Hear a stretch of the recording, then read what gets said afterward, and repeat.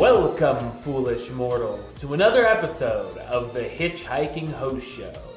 I am your host, your ghost host, Wes Troop, and I'm back this week with another trending topic show where we're going to talk about what went down at the Disney parks this week, as well as a little bit of a review, as I promised a few weeks ago I was going to talk about the new World of Color holiday version, Seasons of Light.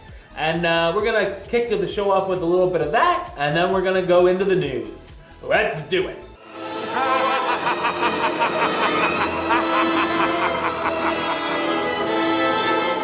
So, World of Color Season of Light. You can find this, of course, right where you find the other World of Color shows. This is obviously the holiday version, which they've done before. This is a little bit different. It's a newer version.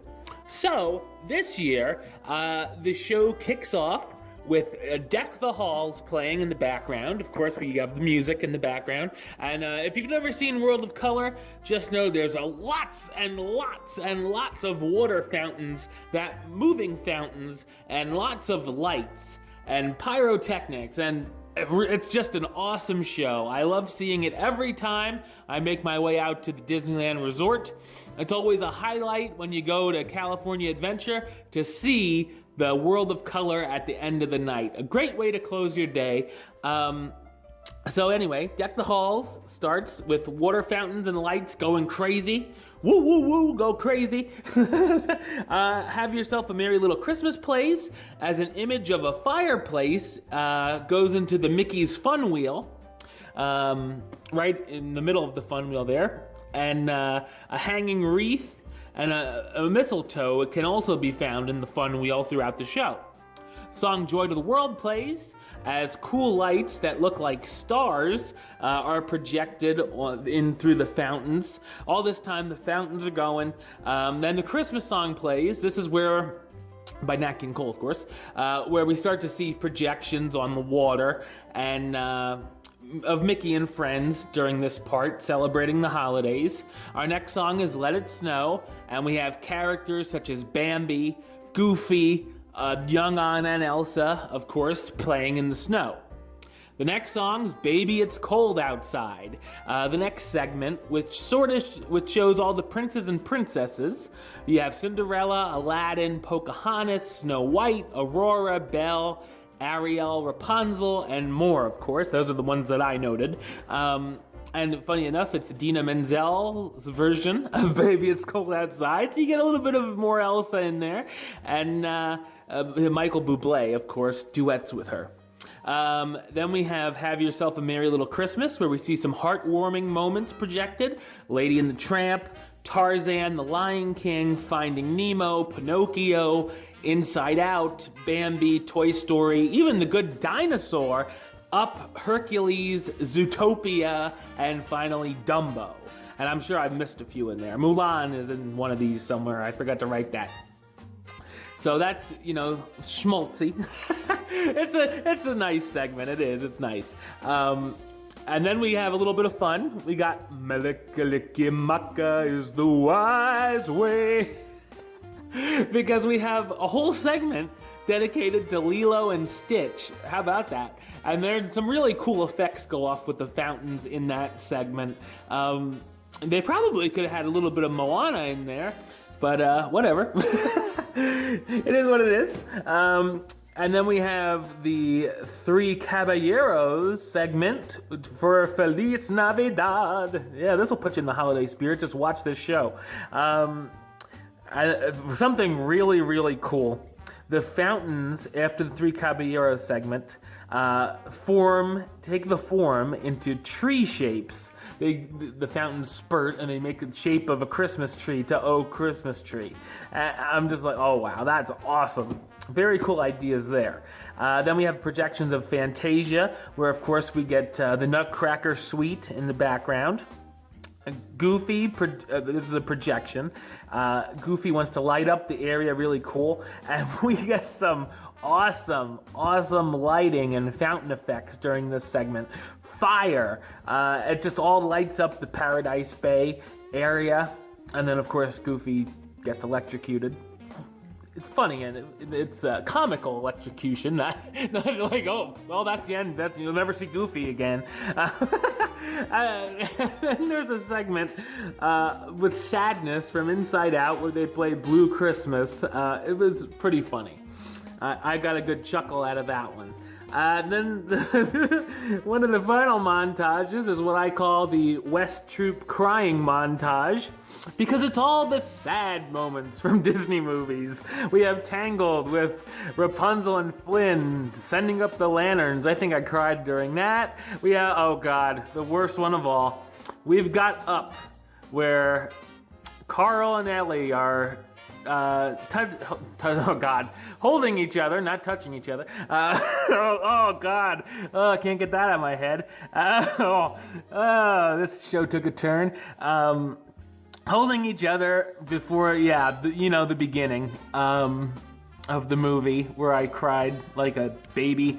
Toy Story 3, where Andy gives up Woody and Buzz. Another moment where I cried. Then it wasn't so bad. Then we get, surprisingly, Esmeralda and Quasimodo, which is awesome, because I'm like, is that Esmeralda? Holy crap, I thought I was the only person that liked the Hunchback, because it sure seems like it, because they certainly don't put it in anything. It's basically a segment about being thankful. I think Mulan was in that one. Zootopia showed up again. Then the finale is Let There Be Peace on Earth. Big fountains and lights. I think it's balloons that are released. It was hard to tell with the quality of video that I saw. It looked like balloons. And then an odd little thing, they do a little Joy segment with Joy from Inside Out with Joy to the World. And then it's over. I probably would have ended it on a high spot with the Peace on Earth, and then that would have been it. But I guess, they had to throw in that little funny segment at the end, whatever. It's fine. So anyway, remember I told you guys I was a little disappointed with the Jingle Bam, Jingle Boom, Jingle Bell, Jingle Ball, whatever you want to call it. Anyway. So I was a little bit disappointed with that one. This is what I'm talking about right here. Because this is a great show, it's powerful, it has moving moments, great effects from the fountains and the lights, terrific music choices. Almost every Disney movie is represented. When they throw in the Hunchback, maybe not the Black Cauldron, maybe not Rescuers Down Under, or stuff like Planes, but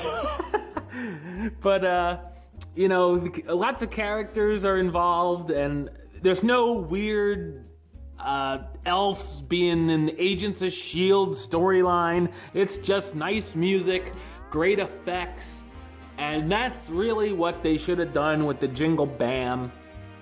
Just not really have tried with the story, just do really cool stuff with it. I really enjoyed this. I would definitely, if you're in Disneyland and you're like, I don't know, I've seen World of Color and I've seen the original version. I don't know if I want to see the holiday. Go and see it. It's really nice. And it definitely put me a little more into the Christmas spirit, hearing those great songs, seeing those great moments from the Disney movies. A great show. I'd give it an A+ if I was rating it. So definitely check out the World of Color Season of Light if you are going to be in the area. All right, now let's get down to business. It's time for the news. That's right, because a brand new Moana meet and greet experience debuted this week over at the One Man's Dream attraction at Disney's Hollywood Studios. And if you're looking to meet Moana, you'll need to walk through the museum portion, past the theater, and then walk in, or more likely line up, into a beachy alcove with a projected waterfall where you can wait to meet Moana. It's unknown whether this will be a permanent meet and greet space or just something a little temporary, much like the first Anna and Elsa meet and greet Epcot had back in 2013. Remember those 4-hour waits? Those were fun. So I saw Moana this weekend, of course. Oh, and to my Disneyland peeps, if you're out there, you can meet Moana too. You don't have to hop on a plane and go to Florida. She's over in Adventureland, so check her on out. I saw Moana this weekend. I really liked it. I only cried 3 times. Only. That was good. That was good for me. Very emotional moments, I guess. Definitely enjoyed Moana. If you haven't seen it, I really recommend you go check it out with your family, with whoever, with the bum off the street. Just go in and watch it and have a good time, because it's a blast. I really enjoyed it. Of course, you can always check out my review too, where I sort of just spoiled it, but whatever. So if you want to meet Moana at either park, either Adventureland, Disneyland, or Hollywood Studios at the One Man's Dream in, obviously, Hollywood Studios. Some big news coming out of the Animal Kingdom this week. Cast members at Disney's Animal Kingdom were able to attend previews of Rivers of Light over the weekend. Holy crap! Which opens up a very good possibility that the nighttime spectacular will open to guests in the near future. And while Disney has not yet made an official announcement, of course, for an opening date, since its delay earlier this year, remember that? Yeah, that was a while ago. I'd expect to hear an announcement in the very near future. They might have already done it by the time this episode goes up. Who knows? You might be hearing old news, but, whatever. I can't be on 24/7, right? So, Rivers of Light finally sounds like it's coming in to play. Can't wait to check that out. And of course, I'll have more news on Rivers of Light as I get it and more news comes. So we're going to park hop back over to Epcot, where earlier this week it was announced a new annual festival, because they don't have enough festivals at Epcot, will debut at Epcot in 2017, the Epcot International Festival of the Arts. And once again, it's a mouthful. The new event will debut in just 2 months, kicking off in January 2017, and will include art demonstrations, Broadway performances, and of course, plenty of culinary treats to sample. There will be food! Of course there will. So yeah, I like this idea. I think that leaves in the summer, I guess there's no festivals, because you'll have this, then you'll have the Spring Garden Show, then you have nothing, and then it's the Food and Wine, and then it's the Christmas around the world, which is going on right now. Speaking of other events at Epcot, so if you're interested in that, before we head on, the International Festival of the Arts. It sounds pretty cool. I'd check it out if I was in Epcot, obviously. You're going to see it if you're walking around. So, sounds like a cool little thing. I'll have some more info on it later on. Even though this year's Food and Wine Festival has just ended, as in like a couple weeks ago, dates were released this week for the 2017 edition of the Epcot International Food and Wine Festival. Next year's event will be getting underway a full 2 weeks earlier than it did in 2016, now kicking off August 31st and lasting until November 13th, 2017, a record 75 days in all. The longest event, the longest this event has ever gone on for. Every year, they try to top themselves with making it longer. In a few years, it's just going to be year-round. We'll have Food and Wine with the Flowering Garden, because why not? Because there's drunks everywhere at Epcot. Anyway, so just know if you're planning trips for next year and you want to do Food and Wine, or you want to avoid Food and Wine, that's when it's going to be. Beginning November 29th, we're going to head over to the Magic Kingdom now.